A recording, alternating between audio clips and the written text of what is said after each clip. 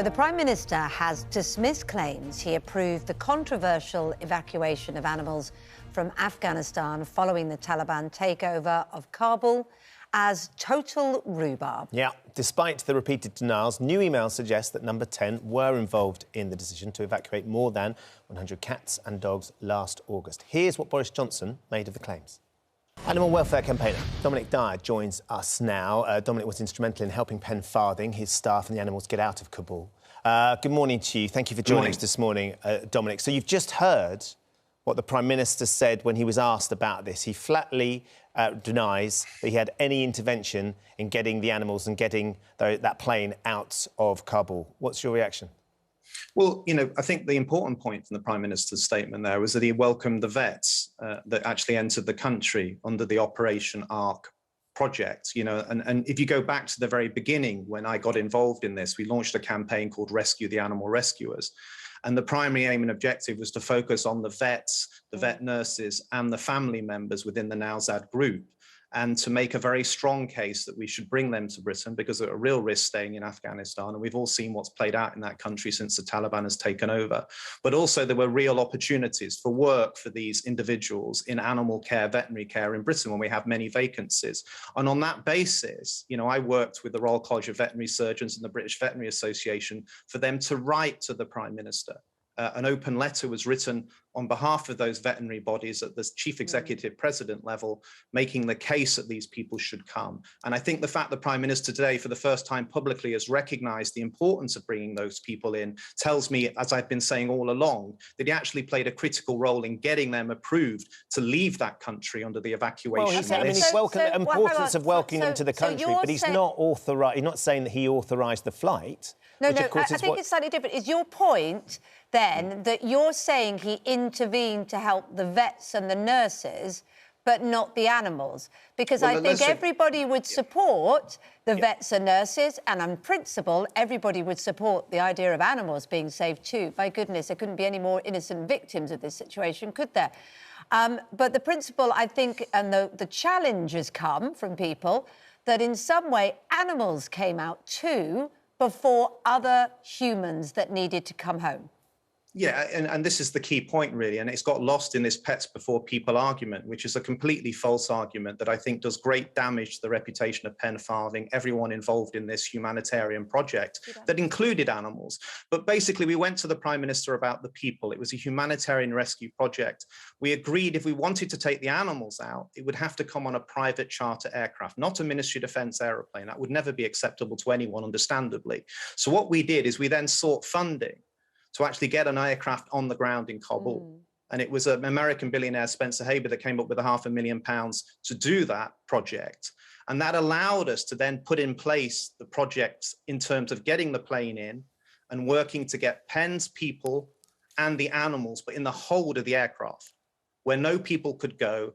And that mission was only to be signed off by the government at the very end of this withdrawal process, so that it would take up no time of British military resources, it would not interfere with any other aircraft coming in and out of that airspace, and it would not prevent anyone leaving that airport. And in fact, when Pen Farthing entered that airport, everyone had actually gone who was to be evacuated.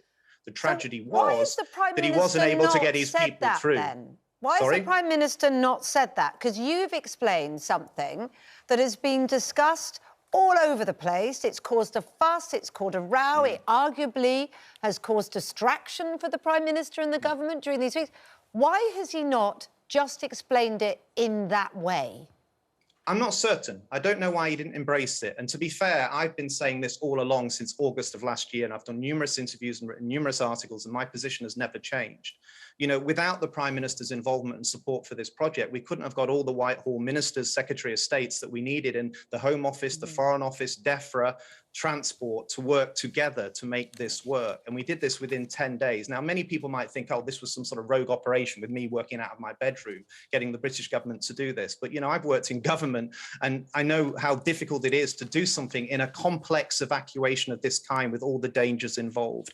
The Prime Minister was crucial, firstly, to get the agreement from Priti Patel as Home Secretary to put all those people on the evacuation list. And remember, at the time, there were thousands of emails piling into the Foreign Office that no one was opening. MPs were getting contacted by huge numbers of people, and the whole system was breaking down. The only way we could get through that is if the Prime Minister intervened, and he did. And I'm hugely grateful for that, because without his intervention, over 65 men, women, and children would not be in Britain today, with children going to school, with people retraining to work in animal care. They would be left in the horrors of Afghanistan. So what do you make, really important. So Dominic, what do you make of the Prime Minister's spokesperson who says it's not uncommon in Whitehall for a decision to be interpreted or portrayed as coming directly from the Prime Minister, even when that's not the case? And it's our understanding that this is what happened in this instance. They go on to say the Prime Minister and Mrs Johnson had no involvement in the Farthing evacuation, as we have said previously. So it was somebody within the department, but it wasn't actually coming directly from the Prime Minister.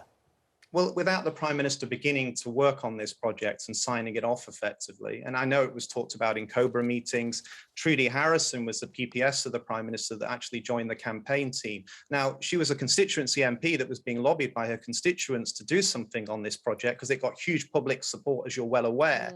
But she was PPS to the Prime Minister, which gave her a unique opportunity to work with ministers across Whitehall to coordinate it, to reach out to chief executive airlines like Virgin Atlantic and others when we were seeking charter aircraft to get down on the ground. And that was all done with the knowledge of the Prime Minister, because she met him every day and she talked to him about daily business. And when it came to the flight, it's crucial, because I would not have got involved in this mission for two reasons. I would not have got involved in this mission if it was about animals only. I got involved in this mission to rescue people. Yes, I wanted the animals to get on the hold of the aircraft, that we could get them out safely, but this was about people, not about animals. And the second thing is that you needed to have the money and the aircraft to put down on the ground, and that's a significant amount of money. And the Prime Minister's office, through Trudy, made it very clear to us. They said, listen, if you've got the money and you've got the person to back it, we need confirmation of that. That's due diligence from us before we set wheels in motion across government to make this work. And remember, in DEFRA alone, there were hundreds of people working, vets and officials, to get all the paperwork and all the channels in place, to get the animals in. Department of Transport were working on the planes. Home Office and FCO were working on all the issues around visas and getting those people out of Afghanistan and into Britain. So there was an awful lot of work to be done there, but we needed to provide that confirmation. We did. Information on the billionaire Spencer Haber, information on the flight and the exchange of funds, and then that was sent in. So the Prime Minister was aware of all of that, well, and he made decisions in that process. Because and it must be very frustrating for you and for those of you that, you know, work in these sort of missions abroad, that there's been such a lack of clarity over it. Because, you know, if that had been made clear from the Prime Minister, your charity wouldn't have taken the flack or had to deal with the furore, and indeed the Prime Minister himself wouldn't have had to deal with the furore. So is it just a failure of the staff around the Prime Minister? What on earth is it about? Well, it played out on your television channel. What this was about was the fact that we were working with the Department of Transport, working with DEFRA, the Home Office and Foreign Office. The one link in the chain we weren't working on was the Ministry of Defence, who were largely controlling everything that was going on in Kabul. And Farthing, an amazing, courageous man that all of us would have gone a million miles for, was very outspoken about what was going on in that city and talking to the world's media day in, day out. And as a result, some of the senior military commanders on the ground were not happy. They fed that back to Ben Wallace and his political aides. Are you saying then it was from him, that their office, a displeasure about what was being said, caused this leak?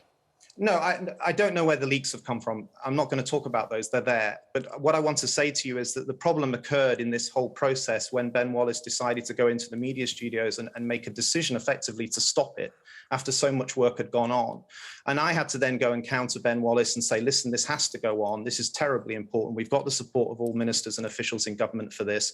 And then the Prime Minister had to make a decision. He only made that after coming out of the G8 summit, the virtual summit he was chairing, trying to get the extension on the deadline with President Biden. At the end of that day, he came into a situation that was falling apart with a Secretary of State that was out in the studios trying to tear apart an operation that a huge amount of work had been going on across Whitehall and government. And it was a moment where he had to take control again. And I'm grateful because he did take control. And at 1:50 in the morning, the Secretary of State put out, the Defence Secretary Wallace put out a statement basically saying that Penn could take his people to the airport, could take the animals, and they would get access into the airport to leave. That was a complete change of position in 24 hours from what he said earlier. And the only person that could have made him do that was the Prime Minister. So, you know, that's the reality of what played out. But let's just talk for a moment about what was achieved here. What tarnishes the reputation of Penn Farthing, an amazing, courageous man. Over 65 men, women, and children came out of that country that would have been left. The dogs and cats came out and have been rehomed. And to me, that's the most important aspect. And this has been turned into a political football. Yeah.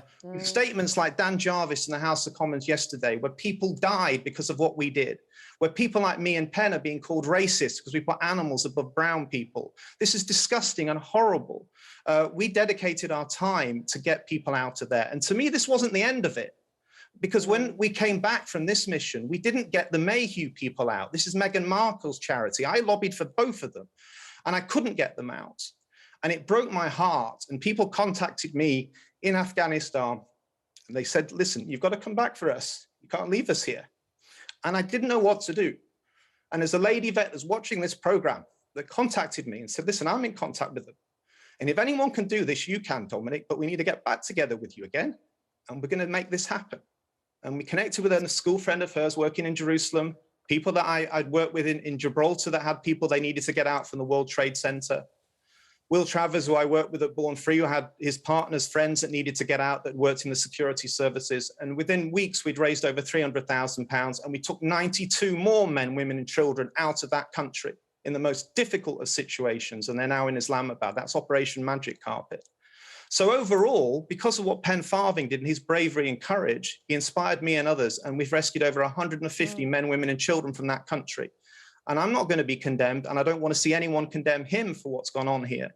This is not pets before people. It's about rescuing people in desperate need, and it's been turned into a political football, and that's a tragedy in my view. You have absolutely made your case so clear, and we can see how much it hurts you and how passionate you are about it. It's been fascinating to hear your side of things. Dominic, can I just ask, sorry, Kate.